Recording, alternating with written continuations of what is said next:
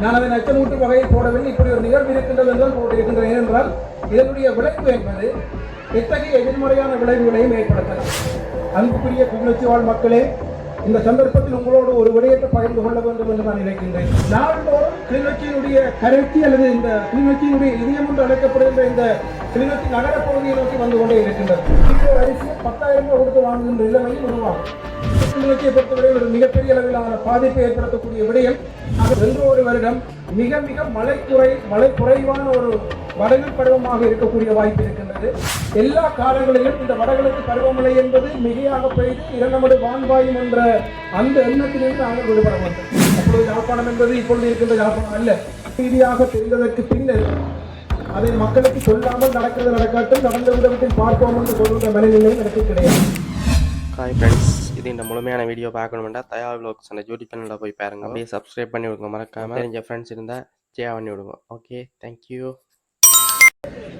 நிகழ்வினுடைய தலைவர் அவர்களே, இந்த நிகழ்வினுடைய ஏற்பாட்டாளர்களே, நிகழ்வில் பிரதம அதிதியாக கலந்து கொண்டு சிறப்பித்துக் கொண்டிருக்கின்ற கிளிநொச்சி மாவட்டத்தினுடைய மதிப்பார்ந்த அரசு அதிபர் திரு முரளிதரன் ஐயா அவர்களே,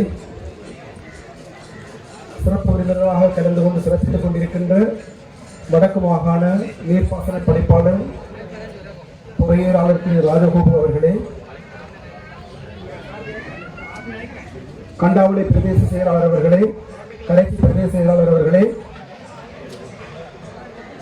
இரண்டமடுகளுடைய நீர்ப்பாசன பொறியியலாளர் அவர்களே, மாவட்டத்தினுடைய அனர்த்த முகாமைப்பு உதவி பணிப்பாளர் அவர்களே, ஏரிய பிரமுகர்களே, அன்புக்குரிய பொதுமக்களே, அனைவருக்கும் இந்நேர வணக்கங்கள்.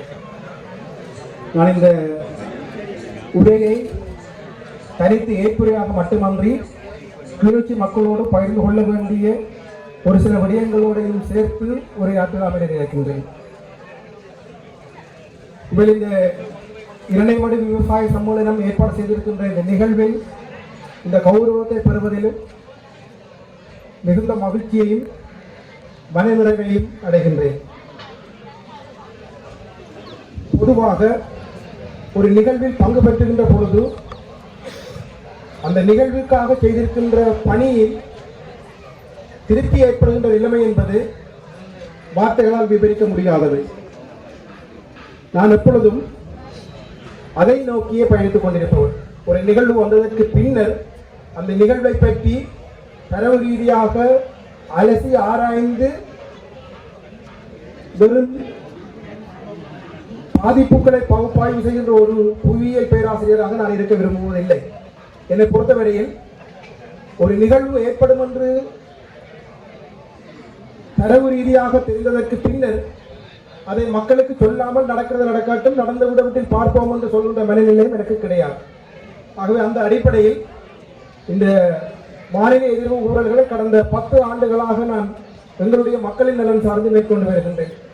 அதில் குறிப்பாக இரண்டமடு குளம் சார்ந்த விடயங்களில் எனக்கு எப்பொழுதுமே மிகப்பெரிய கரிசனை இருக்கின்றது. ஏனென்றால் இந்த இரண்டமடு குளத்தினுடைய வரலாறு அல்லது இந்த இரண்டமடு குளத்தினுடைய புவியியல் அமைப்பு மிகவும் வித்தியாசமானது. உங்களுக்கு தெரியும், வான்வெளியில் இருந்து அல்லது விண்வெளியில் இருந்து பூமியை நோக்குகின்ற ஒருவருக்கு தெரிகின்ற மனிதன் சார்ந்த கட்டுமானம் என்பது சீன பெருஞ்சுவர் சொல்வார்கள்.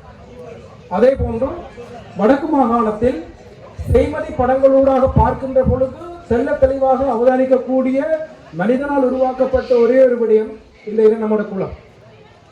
ஆனால் இந்த இரண்டமடு குளம் என்பது நான் நினைக்கின்றேன், நாங்கள் கட்டிய காலத்திற்கு முன்னர் மிக நீண்ட காலமாகவே அந்த குளம் இருந்திருக்கின்றது. 1811ஆம் ஆண்டு எங்களுடைய வன்னியின் மாபெரும் வீரன் என்று அழைக்கப்பட்ட பண்டார வன்னியனோட யுத்தத்தை கேப்டன் ரிபர்க் முடித்ததன் பின்னர் அவர்கள் மீள யாழ்ப்பாண கோட்டை நோக்கி சென்ற பாதையில் இருந்த இந்த குளத்தை பற்றி அவர் 1812ஆம் ஆண்டிலேயும் அதற்கு முன்னர் 1990ஆம் ஆண்டிலுமே ஒரு மிகப்பெரிய குளத்துக்கான வாய்ப்பை இந்த இடம் கொண்டிருப்பதாக அவர்கள் எழுதியிருக்கின்றார்கள். கேப்டன் ரிபர்க்கோடு அந்த கச்சிலமடு யுத்தத்தில் பங்கு கொண்ட ஒரு ஆங்கிலேயர் தன்னுடைய நாட்குறிப்பு, உங்களுக்கு தெரியும், வெள்ளைக்காரர்கள் எங்களுக்கு இந்த வரலாறுகளை அவர்களுடைய நாளேட்டின் ஊடாக அல்லது நாளுடைய நாட்குறிப்புகளின் ஊடாக எங்களுக்கு தெரிவித்திருந்தார்கள்.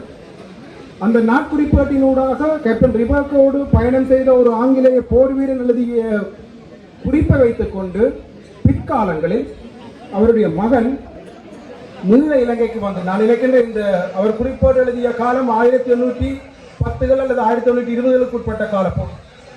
அதற்கு பின்னர் அவருடைய மகன் மீண்டும் யாழ்ப்பாணம் வந்து அப்பொழுது யாழ்ப்பாணத்தினுடைய அரசாங்க அதிபராக இருந்த டைக் என்பவருக்கு, அப்பொழுது யாழ்ப்பாணம் என்பது இப்பொழுது இருக்கின்ற யாழ்ப்பாணம் அல்ல, அப்பொழுது இருந்த பிரித்தானியர் காலத்தில் இருந்த யாழ்ப்பாணம் என்பது வவுனியா வரையுள்ள பகுதிகள் உள்ளடக்கிய ஒரு பகுதி.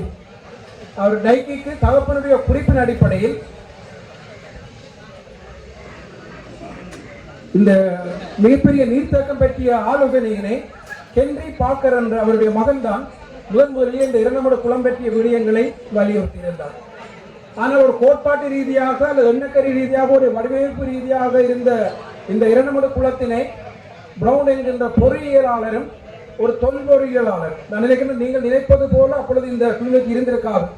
மிகப்பெரிய அளவில் இப்பொழுது இருக்கின்ற இந்த பாதை அல்லது இப்பொழுது இருக்கிற இந்த குடியிருப்புகள் ஒன்றுமே இல்லாத காலப்பகுதியில் மிகப்பெரிய காடுகளோடு சேர்ந்திருந்த இந்த பகுதியை தன்னுடைய நடைப்பயணத்தின் மூலமாக கண்டறிந்து அதற்குரிய வடிவமைப்புகளை மேற்கொண்டிருந்தார்கள்.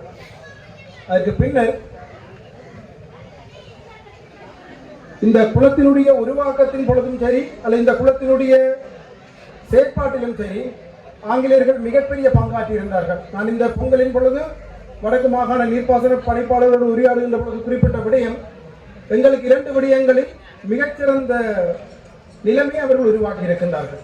இந்த புவியியலோடு சேர்ந்த விடயங்களோடு அல்லது கிளிநொச்சியோடு சேர்ந்த புவியியல் அம்சங்களாக அவர்கள் 2 விடயங்கள் அடையாளப்படுத்தி இருந்தார்கள். ஒன்று இந்த இரண்டமடு குளத்தினுடைய உருவாக்கம், இரண்டாவது இந்த கிளிநொச்சியினூடாக செல்லுகின்ற புகையிரத பாதை. எனக்கு ஒரு மிக நீண்ட காலமாகவே ஒரு சந்தேகம் இருந்தது. ஏனென்றால் கொழும்பிலிருந்து அல்லது அனுராதபுரத்திலிருந்து வருகின்ற பொழுது மன்னாரினூடாக வருவது இலகுவானதாக இருக்கும், ஏன் ஏனையினை கிளிநொச்சி ஊடாக அல்லது மாங்குளத்தினூடாக எடுத்திருந்தார்கள் அல்லது அந்த புகையிரத பாதையை மேற்கொண்டிருந்தார்கள் என்று.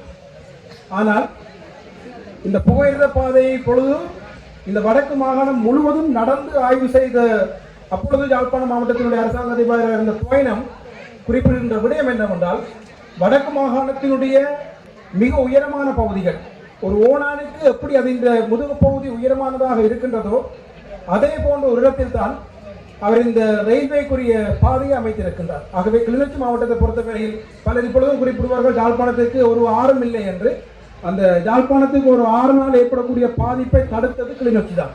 ஏனென்றால் எனக்கு முன்னர் உரையாற்றி இந்த நம்முடைய கமக்கார சம்மேளனத்தினுடைய தலைவர் குறிப்பிட்டது போல வடக்கு மாகாணத்தில் இருக்கின்ற பல ஆறுகளினுடைய கழிமுகமாக அல்லது கடலோடு கலக்கின்ற இடமாக கிளிநொச்சி மாவட்டம் இருப்பதனால்தான் அதற்கு கீழ் இருக்கின்ற யாழ்ப்பாணத்தினுடைய பல பகுதிகள் இப்பொழுதும் பாதுகாப்பானதாக இருக்கின்றன. ஆகவே புவியியல் ரீதியாக உண்மையில் ஒரு மேலை நாட்டவர்கள் மேற்கொண்ட பல விடயங்களில் அவர்கள் அப்பொழுது வெறும் கால்நடையாகவே நடந்து இந்த புவியியல் சார்ந்த விடயங்களை கற்றிருந்திருக்கிறார்கள். அவ்வாறு ஒரு சிறப்பு பெற்ற இந்த இரண்டமடு குளத்தினை அவர்கள் அமைக்கின்ற பொழுது இன்றளவுக்கு இது பெரிய முக்கியத்துவம் வாய்ந்த அளவாக மாறும் என்று நான் நினைத்திருக்க மாட்டார்கள். ஆனால் இயற்கையின் விளைவு அல்லது இயற்கை தந்த கொடை இன்று ஒரு மிகப்பெரிய அளவிலான ஒரு இயற்கை வளமாக இரண்டமடு மாறி இருக்கின்றது. இரண்டமடு சார்ந்த விடயங்களில் பல்வேறு வகைப்பட்ட நிலைமைகள் காணப்படுகின்றது. ஆனாலும் ஒரு புவியியலாளனாக இரண்டமடுவினுடைய புவியியல் முக்கியத்துவம் எப்பொழுதுமே மிகவும் உயர்வாக போற்றக்கூடிய ஒன்று. இரண்டமடுவோடு வடக்கில் இருக்கின்ற 4 மாவட்டங்களும் நேரடியாக தொடர்புபட்டிருக்கின்றது. மன்னாரை தவிர்ந்த மற்ற 4 மாவட்டங்களுமே மிக நேரடியான தொடர்பை கொண்டிருக்கின்றது. ஆகவே அத்தகைய நிலைமை வாய்ந்த இரண்டமடுவினுடைய வளர்ச்சி அல்லது அதனுடைய பெருமை என்பது தமிழர்கள் ஆகிய எங்கள் எல்லோருக்கும் இருக்கின்ற மிகப்பெரிய பெருமை. அன்புக்குரிய கிளிநொச்சி வாழ் மக்களே, இந்த சந்தர்ப்பத்தில் உங்களோடு ஒரு விடயத்தை பகிர்ந்து கொள்ள வேண்டும் என்று நான் நினைக்கின்றேன். காலநிலை மாற்றம் என்பது எல்லா ஆண்டுகளிலுமே இரணைமடுவை முழு கொள்ளளவாக வைத்திருக்கும் என்ற அந்த எண்ணத்தை நாங்கள் இனிமேல் கைவிட வேண்டும். கடந்த சில ஆண்டுகளாக இரணைமடு வான்பாய்கின்றது. மிகவும் மகிழ்ச்சியான செய்தி. ஏனென்றால் இயற்கை எங்களுக்கு தந்திருக்கின்ற பெரும் கொடை. நான் இந்த இரண்டமடு வான்பாய்கின்ற சந்தர்ப்பங்களில் பலர் இந்த இரண்டமடு வான்பாய்கின்ற வீடியோக்களை போட்டு பல பாடல்களை போடுவார்கள். உண்மையில் இந்த பாட்டுகளில் பல பாட்டுகள் இரண்டமடுக்கு மிக பொருத்தமான பாட்டுகளாகவே இருக்கும். ஏனென்றால் இரண்டமடுடைய புவியியல் தன்மை அத்தன்மை வாய்ந்தது. ஆனால் எல்லா காலங்களிலும் இந்த வடகிழக்கு பருவமழை என்பது மிகையாக பெய்து இரண்டமடு வான்பாயும் என்ற அந்த எண்ணத்திலிருந்து நாங்கள் விடுபட வேண்டும். பொதுவாக நான் இந்த முகநூல்களிலும் மக்களை அச்சமூட்டுவதாக பலர் குறிப்பிடுவார்கள். ஆனால் அச்சமூட்டுவதல்ல, மக்களை ஒரு தெளிவுபடுத்துவது. ஏனென்றால் எல்லா காலங்களிலுமே இரண்டமடு வான்பாயும் என்ற அந்த எண்ணத்தை நாங்கள் மாற்றிக்கொள்ள வேண்டும். காலநிலை மாற்றம் என்பது என்றோ ஒரு காலம், அது இந்த வருடம் அல்ல அல்லது வார வருடம் அல்ல, என்றோ ஒரு வருடம் மிக மிக மழை குறைவான ஒரு வடகிழக்கு பருவமாக இருக்கக்கூடிய வாய்ப்பு இருக்கின்றது. அப்பொழுது இந்த இரண்டமடு எங்களுடைய கொள்ளளவை எட்டுவதில் மிகப்பெரிய சவாலை எதிர்கொள்ளும். ஆகவே காலநிலை மாற்றம் என்பது எங்களுடைய பிரதேசத்தில் மிக மோசமான பாதிப்பை ஏற்படுத்தி இருக்கின்றது. இன்று கூட நான் நேற்றைய இரவு ஒரு பதிவு வைத்திருந்தேன். வடக்கில் என்றுமில்லாதவாறு வடக்கு கடற்பகுதி மிக குளிரான நிலைமையில் காணப்படுகிறது. பொதுவாகவே இலங்கையினுடைய தென் பகுதியில் இருந்துதான் எங்களுடைய வடக்கு பகுதியை நோக்கி குளிர் கொண்டு வரப்படும். ஏன்னா எங்களுடைய பிரதேசம் எப்பொழுதுமே ஆண்டு முழுவதுமே வெப்பநிலையோடு சேர்ந்த பகுதி, ஆண்டு முழுவதும் எங்களுக்கு வெப்பம் இருக்கும். ஆனால் கடந்த 4 நாட்களாக எங்களுடைய வடக்கு கடற்பகுதியிலிருந்து குளிர் நீர் இலங்கையினுடைய தென் பகுதிக்கு கடத்தப்படுகிறது. நான் அதை அச்சமூட்டு வகையில் போடவில்லை, இப்படி ஒரு நிகழ்வு இருக்கின்றது என்றுதான் போட்டிருக்கின்றேன். ஏனென்றால் இதனுடைய விளைவு என்பது எத்தகைய எதிர்மறையான விளைவுகளையும் ஏற்படுத்தலாம். ஏனென்றால் எங்களை பொறுத்தவரை இந்த காலநிலை மாற்றம் கடந்த டிக்டா புயலுக்கு பின்னராகும், குறிப்பாக நவம்பர் 29ஆம் தேதிக்கு பின்னராக இன்று வரைக்கும் இலங்கையினுடைய அதிகூடிய வெப்பநிலை இலங்கையில் அதிகூடிய மழையை பெறுகின்ற ரத்தினபுரி மாவட்டத்திலேயே பதிவாகி வருகின்றது. உண்மையில் மன்னார் அல்லது அம்பாந்தோட்டையில் அந்த வெப்பம் அதிகமாக இருந்திருக்க வேண்டும். ஆனால் கடந்த 49 நாட்களாக அதிகூடிய வெப்பநிலை, இந்த நாட்டினுடைய அதிகூடிய வெப்பநிலை இரத்தினபுரியிலே பதிவாகி வருகின்றது. அதிகுறைந்த வெப்பநிலை நுவரெலியாவிலே பதிவாகி இருக்கின்றது. அதில் எந்த மாற்றமும் கிடையாது. ஆனால் அதிகூடிய வெப்பநிலை என்பது மன்னார் அல்லது யாழ்ப்பாணம் அல்லது முல்லைத்தீவு அல்லது அம்பாந்தோட்டை மொனராகலையில் பதிவாக வேண்டும். ஆனால் இரத்தினபுரியில் பதிவாகி வருகின்றது. அப்ப இயற்கை ஏதோ ஒரு செய்தியை சொல்ல விளைகின்றது, அல்லது இயற்கை ஏதோ ஒரு விடயத்தை எங்களுக்கு தெரியப்படுத்த விரும்புகின்றது. ஆகவே அந்த இயற்கை கூறுகின்ற விடயத்தை நாங்கள் தெரிந்து கொண்டு அதற்கு ஏற்ற வகையில் நாங்கள் செயல்பட வேண்டிய தேவை இருக்கின்றது.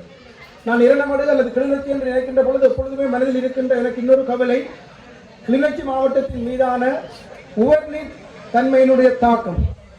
நீங்கள் பலர் ஏற்றுக்கொண்டாலும் இல்லை என்றாலும் பள்ளிக்கூடாவினூடாக வெளியே வருகின்ற இந்த உவர்த்தன்மை என்பது கந்தபுரம் வரைக்கும் வந்திருக்கின்றது. எங்களுக்கு நிலம் மேற்பகுதியில் இருக்கின்ற நிலைமைகளினால் எங்களுக்கு அதை உணர முடியாமல் இருக்கின்றது. ஆனால் நிலத்தின் கீழ்ப்பகுதியில் கிட்டத்தட்ட 4 மீட்டருக்கு ஆழமாக உபத்தன்மை என்பது நாள்தோறும் கிளிநொச்சியினுடைய கரைச்சி அல்லது இந்த கிளிநொச்சியினுடைய இதயம் என்று அழைக்கப்படுகின்ற இந்த கிளிநொச்சி நகர பகுதியை நோக்கி வந்து கொண்டே இருக்கின்றது. உண்மை கடந்த சில ஆண்டுகளாக கிளிநொச்சி மாவட்டத்துக்கு இருக்கின்ற மிகப்பெரிய அச்சுறுத்தல் இந்த பிரதேசம் நோக்கி வருகின்ற உபச்சரிவினுடைய தன்மை. அது நீர் சார்ந்து இல்லாமல் நிலம் சார்ந்து இருக்கின்றது என்பது எங்களுக்கு இருக்கின்ற மிகப்பெரிய சவால். நீங்கள் நம்புவீர்களோ தெரியவில்லை, வெள்ளேரி குளத்தில் இருந்து கிட்டத்தட்ட 1.5 கிலோமீட்டர் தூரத்தில் அந்த உபச்சரிவு வந்திருக்கின்றது. அது வெள்ளேரி குளத்தினுடைய தாக்கம் அல்லது வெள்ளேரி குளத்தினுடைய சிறப்பு அதனை மேலும் நகரோடு செய்கின்றது. ஆனால் அது இப்பொழுது கிழக்கு நோக்கி நகர்ந்து கொண்டிருக்கின்றது. அப்ப இந்த உபச்சரிவு என்பது கிளிநொச்சியை பொறுத்தவரை ஒரு மிகப்பெரிய அளவிலான பாதிப்பை ஏற்படுத்தக்கூடிய விடயம். ஆகவே இது தொடர்பாக நாங்கள் அக்கறை கொள்ள வேண்டும். ஏனென்றால் எங்களுடைய நிலைமை கைமீறி போனதன் பின்னர் நாங்கள் மேற்கொள்ளுகின்ற எந்த செயற்பாட்டுக்கும் மிக பெருமளவிலான செலவை செய்ய வேண்டியிருக்கும். ஆகவே இது தொடர்பாக விவசாயிகள் சற்று கூட கவனம் எடுத்து கொள்ள வேண்டும். ஏனென்றால் எங்களுடைய பிரதேசங்களில் நாங்கள் பயன்படுத்துகின்ற சில உர அல்லது சில பயன்பாடுகள், உரப்பொருள்களுடைய பயன்பாடுகள் இந்த நிலைமையை இன்னமும் தூண்டுகின்ற நிலைமையை உருவாக்கி இருக்கின்றது. நான் நினைக்கின்றேன் எங்களுடைய கிளிநொச்சி மாவட்டத்தில் மேற்கு கரை சார்ந்த விடயங்களில், அதாவது A9க்கு மேற்காக இருக்கின்ற பகுதிகளில் இருக்கின்ற இந்த உபச்சரிவாக்கம் தொடர்பாக நாங்கள் கூடிய கவனம் செலுத்த வேண்டும். ஏனென்றால் எங்களுடைய பிரதேசங்களில் காலப்போக்கில் இது படிப்படியாக மண்ணிலிருந்து நீரை நோக்கி நகரும், நீரிலிருந்து எங்களுடைய சமூக பொருளாதார வாழ்வை நோக்கி நகரும். ஆகவே இந்த செய்தியை நான் உங்களோடு பகிர்ந்து கொண்டு எங்களுடைய பிரதேசத்தை காப்பதும், எங்களுடைய பிரதேசத்தை இன்னமும் 1000 ஆண்டுகளுக்கு எல்லோரும் வாழக்கூடிய வகையில் மாற்றி அமைப்பதும் எங்களுக்கு இருக்கின்ற மிகப்பெரிய சவால். இந்த நிலத்திற்கும் அபிவிருத்தி என்ற எண்ணக்கரு உலகம் முழுவதிலுமே கருத்துக் கொள்ளப்படுகின்றது. அந்த நிலத்திற்கும் எண்ணக்கரு என்பது நாங்களும் எங்களுடைய வாழ்வை மிகச் சிறப்பாக கொண்டு செல்கின்ற அதே வேளை எங்களுடைய நிலத்தையும் நீரையும் எங்களுடைய வழியையும் ஆகாயத்தையும் இன்னமும் கூடுதலாக நாங்கள் அடுத்த சந்ததிக்கு கடத்த வேண்டிய தேவை இருக்கின்றது. நான் கவலைப்படுகின்ற ஒரு மிக முக்கியமான விடயம், வன்னியினுடைய பல பிரதேசங்களில் பால் கொடுக்கின்ற, அதாவது நீங்கள் உங்களுடைய வீடுகளில் வளர்க்கின்ற மாடுகளிலிருந்து பெறுகின்ற பாலை கொடுக்கின்ற விலைக்கு சமனாக போத்தல் தண்ணீரை நாங்கள் வாங்கிக் கொண்டிருக்கின்றோம். கிட்டத்தட்ட 180 ரூபா 1 லிட்டர் தண்ணி வந்திருக்கின்றது. போத்தில் எடுத்த தண்ணி என்ற பெயரில் அந்த நிலைமையை நாங்கள் வாங்கிக் கொண்டிருக்கின்றோம். ஆனால் எங்களுடைய பிரதேசங்களிலே உற்பத்தி செய்யப்படுகின்ற பாலினுடைய அளவும் கிட்டத்தட்ட 1 லிட்டர் அதற்கு அண்மித்த விலையில் தான் நாங்கள் வழங்கிக் கொண்டிருக்கின்றோம். நாங்கள் எங்களுடைய நிலத்தையும் எங்களுடைய நீரையும் மிகப்பெரிய அளவிலே நாங்கள் நஞ்சாக்கி கொண்டிருக்கின்றோம், அல்லது நாங்கள் அதனை எங்களுடைய பயன்பாட்டுக்கு இல்லாத வகையில் நாங்கள் மாற்றி இருக்கின்றோம். எங்களுடைய பிரதேசங்களில் இருக்கின்ற பல விளைபொருட்களை மிக கூடிய அளவுக்கு விற்க வேண்டிய அல்லது வாங்க வேண்டிய தேவையில் நாங்கள் இருக்கின்றோம். நான் கடந்த 10ஆம் மாதம் யாழ்ப்பாணத்தில் ஒரு இடத்தில் மாம்பழத்தினுடைய விலையை கேட்டிருந்தேன். 1 கிலோ 900 ரூபாய் சொல்லி சொன்னார்கள். ஆனால் அதே நேரம் நான் பணிபுரிகின்ற பல்கலைக்கழகத்துக்கு பக்கத்தில் இருக்கின்ற சூப்பர் மார்க்கெட்டில் பார்த்தேன். அதே சூப்பர் மார்க்கெட்டில் 1 கிலோ ஆப்பிளின் விலை 700 ரூபாய் இருந்தது. எங்களுடைய பிரதேசங்களில் எங்களுடைய நிலங்களில் மிக அதிக அளவு விளைந்து போய் இருக்கின்ற இந்த மாம்பழம் கிலோ கணக்கில் விற்கும் என்றோ அல்லது தேங்காயை நாங்கள் சுற்றளவில் வாங்குவோம் என்றோ இன்னமும் ஒரு 30 வருடங்களுக்கு முன்பிருந்த தலைமுறை கனவில் கூட நினைத்து பார்த்திருக்கார்.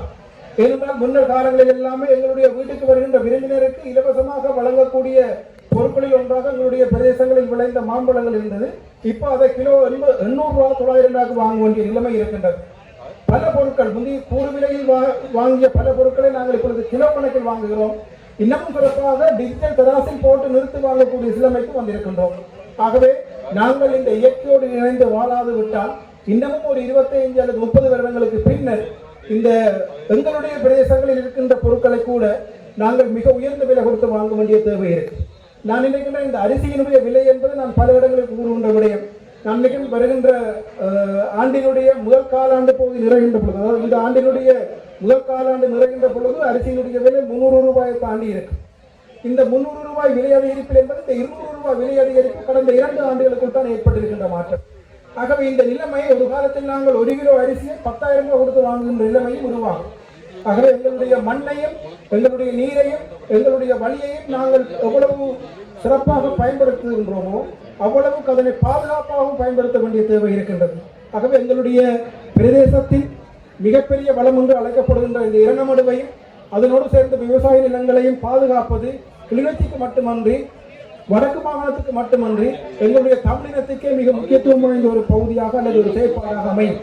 ஆகவே இந்த கிளிநொச்சி மாவட்டத்தினுடைய சிறப்புகளை நாங்கள் கூறுகின்ற அதே வேளை இந்த கிளிநொச்சி மாவட்டத்தில் இருக்கக்கூடிய அச்சுறுத்தல்கள் தொடர்பில் நாங்கள் அவதானம் செலுத்தி எங்களுடைய பிரதேசத்தை எங்களுடைய இளைய தலைமுறைக்கும் அடுத்து ஒரு 200-300 ஆண்டுகளுக்கு பிறகு வருகின்ற தலைமுறைக்கும் ஏற்ற வகையில் நாங்கள் அதனை மாற்றியமைக்க வேண்டும். இயற்கையை எப்பொழுதுமே போற்ற வேண்டும். என்னை பொறுத்தவரையில் இயற்கையினுடைய மிகப்பெரிய பலம் என்பது அது அளித்திருக்கின்ற இலவசமான பெருமதி மதிப்பிட முடியாத வளங்கள். ஆகவே அந்த வளங்களை நாங்கள் தொடர்ந்து பாதுகாக்க வேண்டும். அந்த வளங்கள் சார்ந்து நாங்கள் எங்களை எப்பொழுதுமே அந்த வளங்களுக்கு மதிப்பளிக்கக்கூடியவர்களாக நாங்கள் எங்களை மாற்றிக்கொள்ள வேண்டும் என்று கேட்டுக்கொண்டு இந்த சந்தர்ப்பத்தில் இந்த நிகழ்வில் என்னையும் ஒரு மதிப்பளிப்பும் நிகழ்வை ஏற்பாடு செய்தமைக்கு என்னுடைய மனமார்ந்த நன்றிகளை தெரிவித்துக் கொண்டு விடைபெறுகிறேன். நன்றி, வணக்கம்.